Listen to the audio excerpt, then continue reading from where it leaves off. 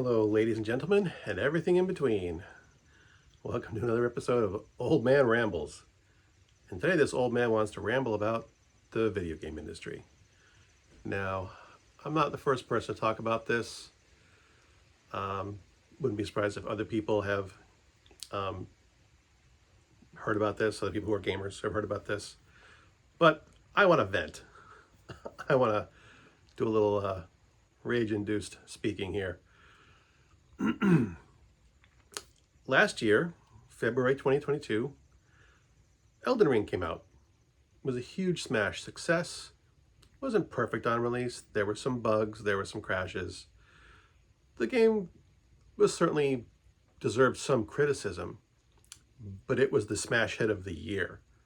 It was certainly my game of the year. It was a lot of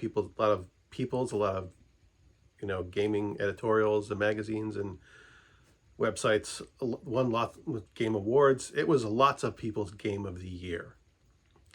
It sold over 12 million copies in the first month, and at $60 a pop, that's $720 million worth of revenue for FromSoft. FromSoft is a small company. They do have a larger parent company, but they're a small company that makes kind of niche games. And they poured everything they had into Elden Ring, and it showed. Elden Ring, at the time, got a lot of flack from big name developers like Electronic Arts, Ubisoft. They basically came out and said that, oh, this game isn't as good as people think it is.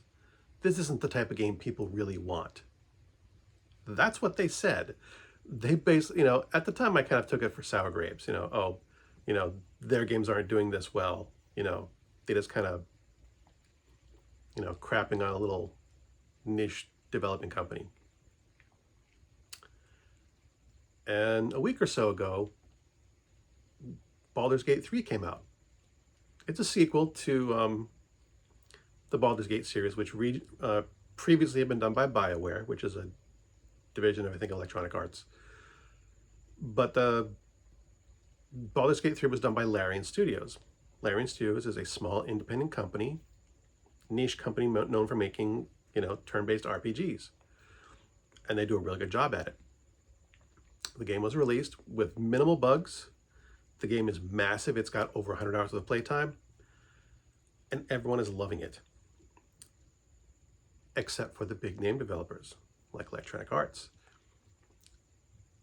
who have literally come out and said, you shouldn't expect this kind of, this raises the bar too high. You shouldn't expect this kind of game from gaming companies.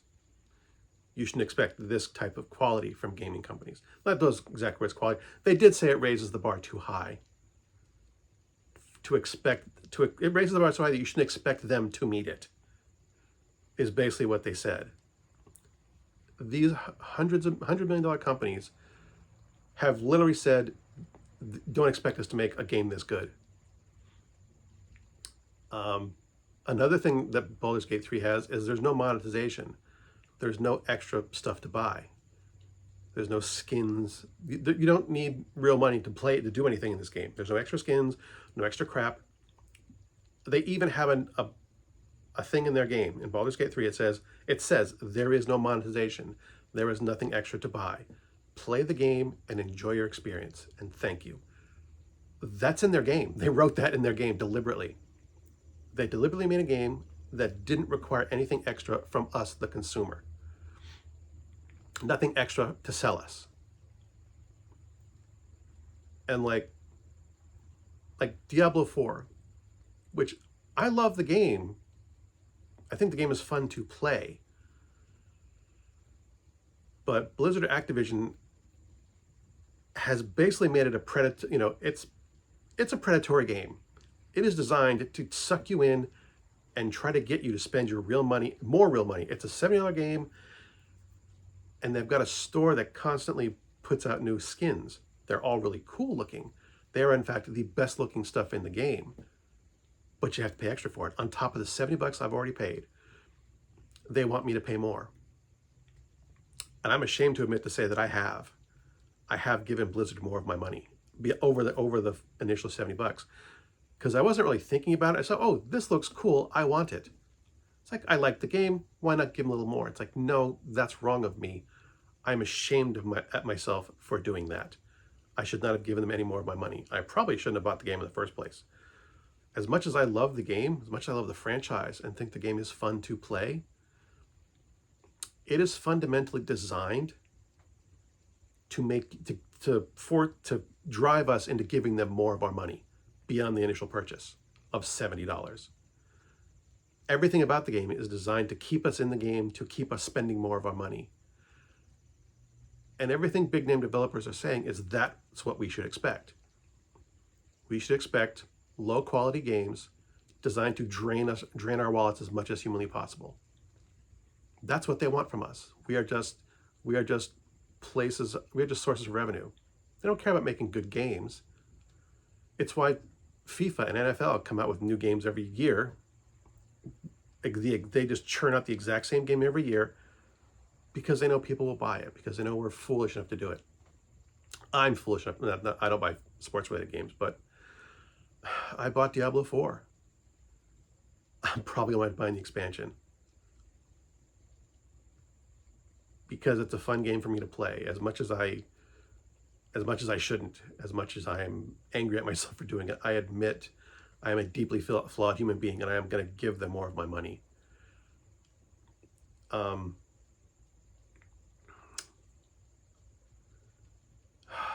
And I'm ashamed of myself for it. I can't say it often enough. I am ashamed of myself for giving Blizzard Activision my money. And like an abusive relationship, I keep coming back. If I didn't think the game was fun to play, I would just quit and stop. But I do enjoy the game and think it's fun. But even the gameplay itself, you can tell, is designed to just keep me grinding away.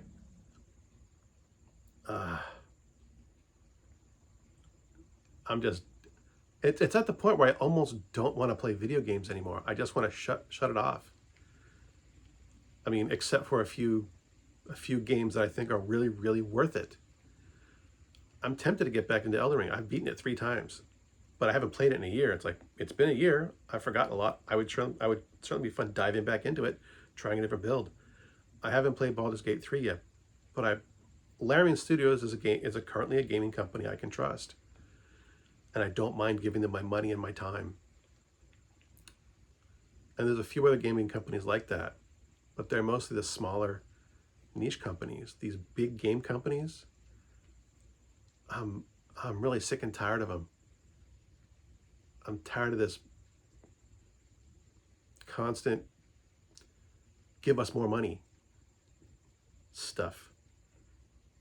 It's just wearying. And I'm too old to deal with this shit anymore.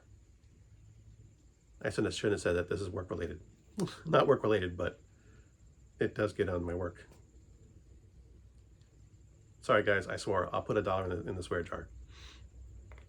But it is just depressing, and it's like, when will the greed stop?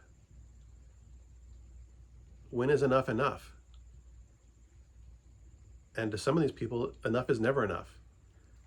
You know, you come to realize these people would charge us for the air we breathe if they thought they could get away with it. If they could find a way to do it, they would literally charge us to breathe. And it just grates on me. It disgusts me. It aggravates me. And I'm just so tired of it. And I don't know how to make it end. Because it's not just gaming companies that are doing this to us. You know, it's the monopolies that places like Walmart have, and Amazon, and Tyson Chicken, and you know, they treat their employees like crap and and price gouge us every chance they get, and it just seems never ending. Just makes me want to lock myself in a room, and which I've already done. We covered the introvert thing before. I don't need to go over it again.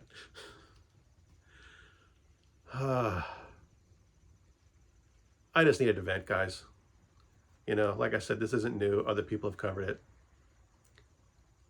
I just wanted to, blow off some steam. Thanks for letting me do that.